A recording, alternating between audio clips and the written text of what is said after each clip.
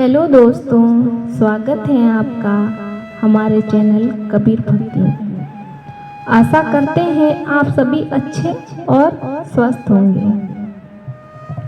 तो दोस्तों, आज हम एक और कबीरदास जी की प्रेरणादायक कहानी सुनेंगे।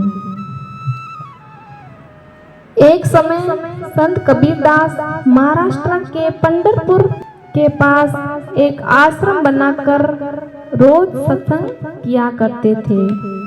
उस सत्संग में ज्ञान की बातें बताते थे जो सभी लोगों को बहुत अच्छी लगती थी। श्रद्धालु लोग कबीर साहिब की ज्ञान की बातों से प्रभावित होकर नाम दिशा लेकर भक्ति करते थे। धीरे धीरे भक्ति करने से बहुत चमत्कार होते थे। कबीर साहिब के सत्संग समागम में लोग बड़ी उमंग से आते थे। उन्हीं भक्तों में से एक भक्त का नाम था रंका। रंका भक्त जी एक सच्चे सेवक थे। उनकी पत्नी बंका तथा उनकी बेटी अवंका भी भक्ति किया करती थी। उनका परिवार बहुत निर्धन था। दोनों पति पत्नी जंगल से सूखी लकड़ियां तोड़कर लाते थे और उनको शहर में बेचकर अपना घर चलाते थे। उस काम में वे बहुत मेहनत किया करते थे। कबीर साहिब के साथ में एक नामदेव नाम का एक भक्त रहता था तथा वे भी कबीर साहिब के शिष्य बन गए थे। एक दिन उन्होंने अपने गुरुजी कबीर से प्रार्थना की कि हे गुरुदेव, आपका भक्त रंका और बंका दोनों बहुत ही निर्धन हैं। वो जंगल से लकड़ियां तोड़कर लाते हैं और शहर में ले जाकर बेचते हैं। वहां से जो धन प्राप्त होता है उन्हीं से वो अपना गुजारा बड़ी मुश्किल से करते हैं। उनका शरीर भी बहुत कमजोर हो गया है। पूरा दिन मेहनत करते हैं, इसीलिए भक्ति करने का भी समय बहुत कम मिलता है। इनको थोड़ा धन प्रदान कीजिए ताकि इनका निर्वाह ठीक से हो सके। कबीर साहिब जी ने कहा, भक्त नामदेव, मैंने इनको बहुत बार धन देने की कोशिश की परंतु ये लेते ही नहीं हैं। हे गुरुदेव, आप फिर से इन्हें थोड़ा धन दीजिए, इस बार ये अवश्य लेंगे। बड़े दुखी हैं दोनों। ठीक है बेटा, समय आने दो।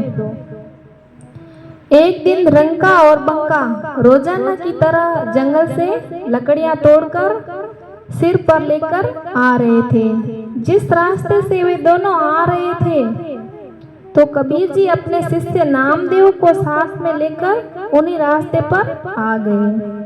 उन्होंने रास्ते के बीच में कुछ सोने चांदी के आभूषण तथा कुछ अशरफियां डाल दी और वे दोनों किसी झाड़ी के पीछे जाकर छुप गए और उनके आने का इंतजार करने लगे।